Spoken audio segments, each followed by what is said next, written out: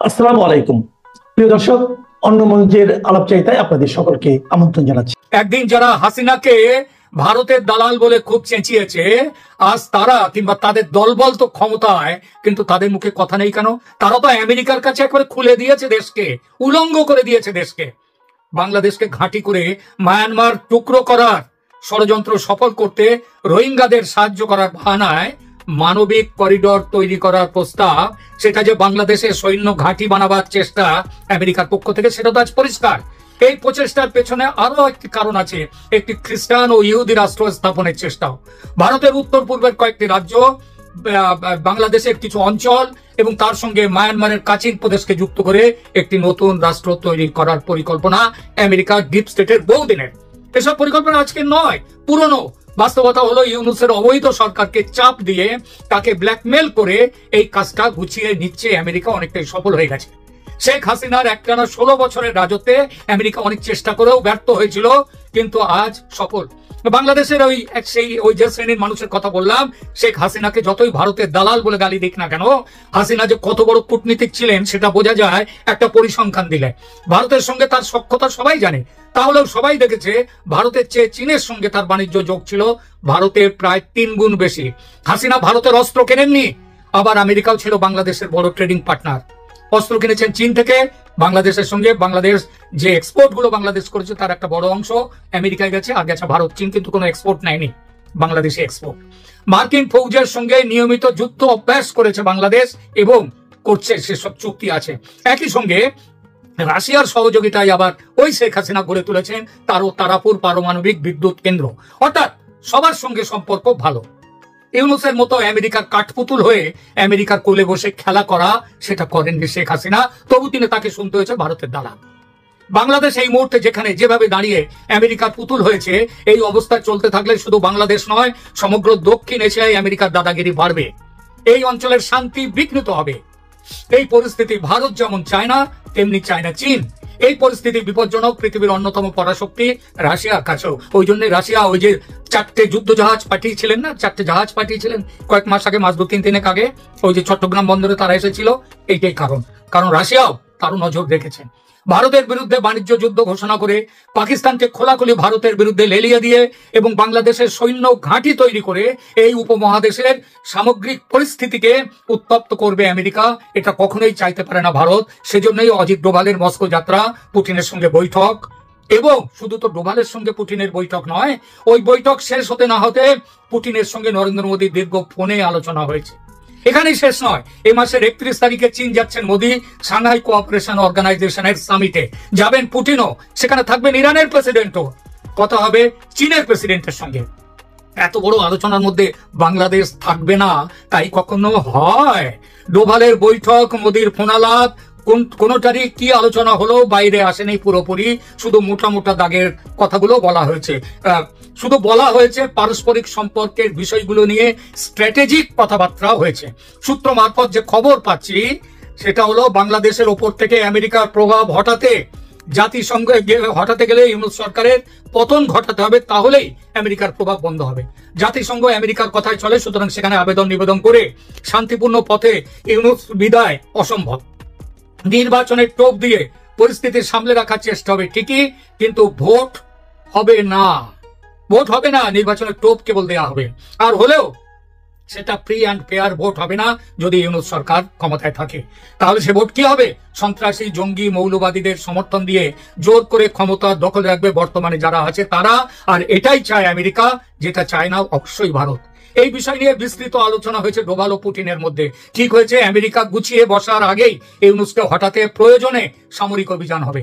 সামনে থাকবে ভারত, পেছনে রাশিয়া, পরোক্ষে থাকবে চীন। এরা সবাই আমেরিকার বিরুদ্ধে এখন জোটবদ্ধ হয়েছে। অবশ্য সামরিক অভিযান শেষ উপায়। কূটনৈতিক চাপ সৃষ্টি করা হবে যাতে ইউনূস পদত্যাগ করেন। তারপর সেই জায়গায় নতুন জাতীয় সরকার অথবা রাষ্ট্রপতি কর্তৃক দেশে সাংবিধানিক জরুরি অবস্থা জারি করা হবে। জরুরি অবস্থা সরকারের নেতৃত্ব দেবেন এখনো পর্যন্ত যিনি দেশের বৈধ প্রধানমন্ত্রী, সেই শেখ হাসিনা। তিনি আন্তর্জাতিক নজরদারির মধ্যে দেশে সংসদীয় নির্বাচন করে 3-4 মাসের মধ্যে নির্বাচন করাবেন, করে প্রমাণ করিয়ে দেবেন যে দেশের মানুষ শেখ হাসিনা এবং আওয়ামী লীগের পক্ষে। এইসব আলোচনা সম্পর্কে শেখ হাসিনাকে পুরোপুরি ওয়াকিবহাল রাখা হচ্ছে। সরাসরি আলোচনায় তিনি না থাকলেও তাকে সবকিছু সমস্ত কিছু জানিয়ে যে রাখা হচ্ছে সেটাও জানতে পেরেছি। দিল্লির সাউথ ব্লকের সূত্র জানাচ্ছে মস্কো থেকে দুবার শেখ হাসিনাকে ফোন করেছেন অজিত ডোভাল। দীর্ঘ সময় ধরে কথা হয়েছে তাদের মধ্যে। বিষয় বাংলাদেশ ছাড়া আর কোনো কিছু যে থাকতে পারে না তাদের মধ্যে, এটা নিশ্চয়ই বলার দরকার পড়ে না। যদি সামরিক অভিযান শেষ পর্যন্ত করতেই হয়, তবে কবে নাগাদ শুরু হতে পারে এই অভিযান দিনক্ষণ মেপে বলা যায় না, আমরা কেউ জ্যোতিষী নই। তবে দেরি হবে না এটা বলাই যায়। যুদ্ধের প্রস্তুতিতে জোর কদমে কিন্তু এগিয়ে চলেছে ভারত। এমন সম্ভাবনা যে প্রবল হচ্ছে সেটা বুঝে গেছেন ট্রাম্পও। দুদিন আগে মোদি আর পুতিনের কথা হয়েছে, তারপরেই গত শুক্রবার এই নিয়ে সুর নরম করেছে ট্রাম্প। নতুন করে বিবৃতি দিয়ে ট্রাম্প সাহেব বলেছেন, ভারত আমাদের স্ট্র্যাটেজিক পার্টনার, সব বিষয়ে আমরা খোলাখুলি কথা বলবো। অর্থাৎ ভারতে কূটনীতি ফল দেখাতে শুরু করেছে। চমৎকার, কিন্তু এটা শেষ নয়, সবে শুরু। একাধিকবার বলেছি ইতিপূর্বে যে আগামী 1-2 মাসের মধ্যে বড় কিছু ঘটতে চলেছে বাংলাদেশে, সেই ইঙ্গিত কিন্তু স্পষ্টতর হচ্ছে প্রতিদিন। শুল্ক নিয়ে যেভাবে আমেরিকা দাপাদাপি শুরু করেছে, তাতে বিশ্বজুড়ে নতুন শক্তি কেন্দ্র তৈরি হচ্ছে রাশিয়াকে ঘিরে। গত এক সপ্তাহে রাশিয়াতে গিয়েছেন এক ঝাঁক অন্য দেশের রাষ্ট্রনেতা। তারা রুশ প্রেসিডেন্ট পুতিনের সঙ্গে বৈঠক করেছেন। হঠাৎ এত নেতা কেন রাশিয়ায়? হঠাৎ কেন এত যাওয়া মস্কোতে? নিশ্চয়ই প্রমোদ ভ্রমণে নয়। আরো মজার কথা হলো যে রাশিয়াকে নিয়ে আমেরিকার ট্রাম্প সাহেবের এত গোঁসা, সেই তিনিও তার বিশেষ দূত স্টিভ উইটকফকে পাঠিয়েছেন মস্কোতে পুতিনের সঙ্গে কথা বলতে। পুতিন কিন্তু তার দূত পাঠাননি, মনে রাখবেন। এক কথা, এর অর্থ হলো প্রথমে ওই যে যাকে বলে না ব্লিঙ্কিং আইজ, প্রথমে চোখ মটকাতে হলো ট্রাম্পকে। পুতিনের চোখে কিন্তু পলক পড়েনি। ট্রাম্প তার মানে হারলেন। কি ঠিক হয়েছে এই বৈঠকে?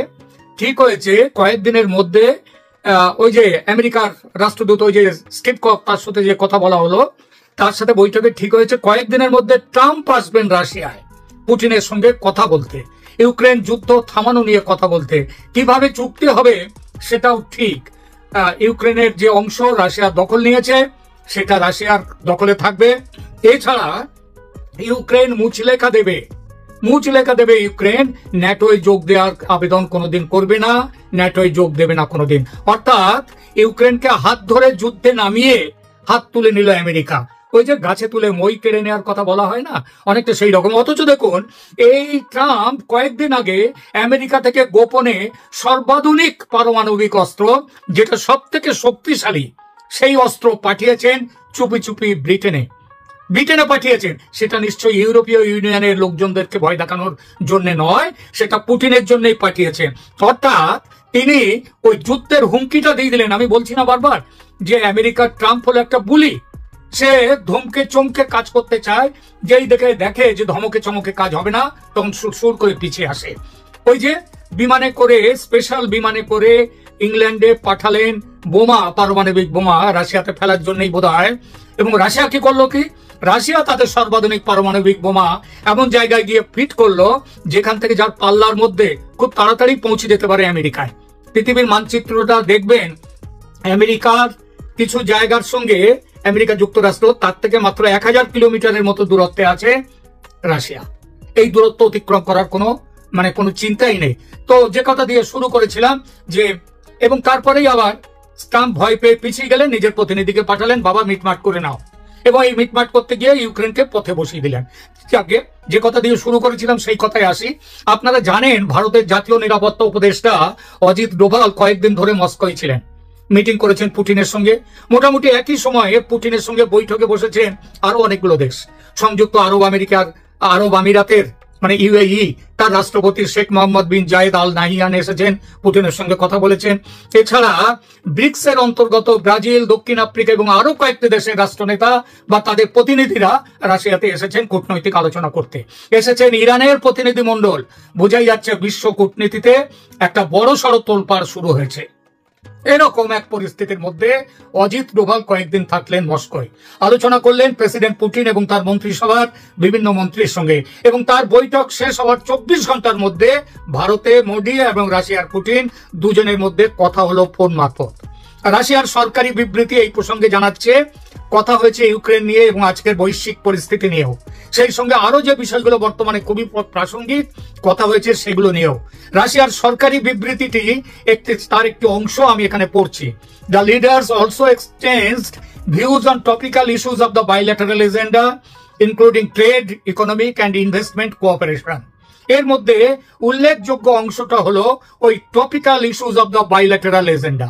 বাইল্যাটারাল এজেন্ডা কি ছিল? এর অর্থ দুই পক্ষের মধ্যে পারস্পরিক প্রাসঙ্গিক বিষয়গুলি, এবং এটা ভাববেন ভারত এবং বাংলাদেশের, ভারত এবং রাশিয়ার মধ্যে বাইল্যাটারাল এজেন্ডার মধ্যে একটা বড় জায়গায় রয়েছে বাংলাদেশ।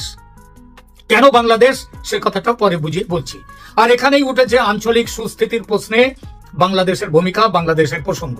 যদিও আলাদাভাবে স্পষ্ট করে কোথাও উল্লেখ নেই এই ব্যাপারে, তবু যেখানে বিশ্বের ভূ অর্থনৈতিক ও ভূ রাজনৈতিক পরিস্থিতি নিয়ে আলোচনা, সেখানে বাংলাদেশ নিয়ে আলোচনা হবে না এমনটা হতে পারে কি? পারে না। কারণ এতদিনে স্পষ্ট হয়েছে দক্ষিণ এশিয়ায় আমেরিকা তার প্রভাব বিস্তারের জন্য একটি সুনির্দিষ্ট নীতি অবলম্বন করেছে। সেই নীতি হলো ভারত ও চীনের প্রভাব খর্ব করতে হবে। চীন তো এখন অনেকটাই এগিয়ে গেছে, তাকে খর্ব করতে হবে এবং ভারতকে। এই প্রভাব খর্ব করার জন্য তারা পাকিস্তান মানে আমেরিকা করেছে কি, পাকিস্তান ও বাংলাদেশকে তাদের ছাতার তলায় এনেছে। এই দুই দেশের ওপর থেকে চীনের প্রভাব কমাতে আমেরিকার প্রবল চাপও শুরু হয়ে গেছে। পাকিস্তানের উপরেও শুরু হয়েছে, বাংলাদেশের উপরেও শুরু হয়েছে। বাংলাদেশের লোকজনকে কি এখন তাদের যে নেতা তাদেরকে ঘন ঘন চীন নিয়ে কথা বলতে শুনে না? শুনবেন না। পাকিস্তানের শুনুন, আগে পাকিস্তান দিয়ে বলি। পাকিস্তানে চীনের বিপুল বিনিয়োগ, সিপিইসি বা চায়না পাকিস্তান ইকোনমিক করিডর, এই প্রকল্পটি মূলত পাকিস্তানের উপর দিয়ে গেছে। গোয়াদার বন্দর পাকিস্তানের অন্তর্গত বালুচিস্তান প্রদেশে। সেখানে বালোচদের স্বাধীনতা সংগ্রাম এখন তীব্রতম পর্যায়ে। প্রতিদিন আক্রান্ত হচ্ছে পাকিস্তানি সেনা, শুধু পাকিস্তানি সেনা নয়, তাদের সঙ্গে আক্রান্ত হচ্ছে চীনারাও, চীনা কর্মচারীরা যারা ওখানে কাজ করছে। সেই আক্রমণে পাকিস্তান কোনো সুরক্ষা দিতে পারছে না, মহা দুশ্চিন্তায় চীন, এবং চীনের লোকজন পর্যন্ত যারা ওখানে কাজ করছে তারা রাস্তা অবরোধ করেছে পর্যন্ত এর মধ্যে, যে তাদেরকে সুরক্ষা দেওয়ার জন্য। তো সেই আক্রমণে পাকিস্তান কোনো সুরক্ষা দিতে পারছে না বলে মহা দুশ্চিন্তায় চীন। নতুন করে পাকিস্তানে কোনো আর্থিক বিনিয়োগ বা পাকিস্তানের জন্য কোনো আর্থিক সহায়তার প্যাকেজ তারা আর নিয়ে আসতে চাইছে না। এছাড়া ভারতের অপারেশন সিন্দুরে চীনা অস্ত্র শস্ত্র নাকাম হওয়ার পর, ব্যর্থ হওয়ার পর পাকিস্তান সন্দিহান হয়ে উঠেছে চীনা অস্ত্র, চীনা যুদ্ধ বিমান এসবের কার্যকারিতা নিয়ে। ফলে চীনের সঙ্গে পাকিস্তানের এই মুহূর্তের সম্পর্কের মধ্যে বেশ বড়সড় একটা ফাটল হয়ে গেছে। আর আমেরিকা এই ফাটলটি ব্যবহার করে পাকিস্তানকে পুরোপুরি নিজেদের কবজায়, নিজেদের বলয়ে নিতে চাইছে। সে কাজে ইতিমধ্যেই তারা অনেকটা সফল হয়েছে পাকিস্তানি ফিল্ড মার্শাল আসিফ মনিরকে পকেটে ঢুকিয়ে নেওয়ার ফলে। ভারতকেও ঢোকাতে চাইছিল, ভারত ফাঁদে পা দেয়নি। আপনাদের হয়তো মনে আছে, ভাববেন যে কিরকম ফাঁদ, শুনুন বলি। আপনাদের হয়তো মনে আছে G7 বৈঠক থেকে হঠাৎ চলে এসেছিলেন ট্রাম্প ইরান যুদ্ধের বাহানা দিয়ে। সেটা একটা কারণ ছিল অবশ্যই, কিন্তু আরো বড় একটা প্ল্যান ছিল ট্রাম্পের। সেটা হলো মোদীকে ওয়াশিংটন ঘুরে যাওয়ার নিমন্ত্রণ করেছিলেন। ট্রাম্প কি চেয়েছিলেন আসিফ মনিরের সঙ্গে মোদীকে একটা বৈঠকে বসানো, তারপর পৃথিবীকে বলা, এই দেখুন আমি ভারত পাকিস্তানকে মিলিয়ে দিয়েছি, এই যে যুদ্ধ হয়েছে ওদের মধ্যে অপারেশন সিন্দুর, এটা আমি সামলে দিয়েছি, বন্ধ করে দিয়েছি। অত্যন্ত গোপন পরিকল্পনা, অত্যন্ত গোপন পরিকল্পনা ছিল, কিন্তু টের পেয়ে যায় ভারতীয় গোয়েন্দারা। হ্যাঁ, এখানে বলি আরেকটা কথা, এই যে ভারত আর পাকিস্তানকে একসাথে বসানোর প্ল্যানটা ছিল, এই প্ল্যানের মুখ্য উদ্দেশ্য ছিল চীনের বিরুদ্ধে ভারত পাকিস্তানকে এক জায়গায় রেখে দেয়া। অত্যন্ত গোপন পরিকল্পনা, কিন্তু টের পেয়ে যায় ভারতীয় গোয়েন্দারা, সাবধান করে দেয় মোদীকে, ভেস্তে যায় ট্রাম্পের প্ল্যান। ট্রাম্প খেপে যান। আজ যে ভারতকে শিক্ষা দিতে পাগল হয়েছেন ট্রাম্প, এমনকি চীনের চেয়েও ভারতের উপর যে বেশি শুল্ক চেপেছে, তার পিছনেও এই কারণটির ভূমিকা কিন্তু কম নয়।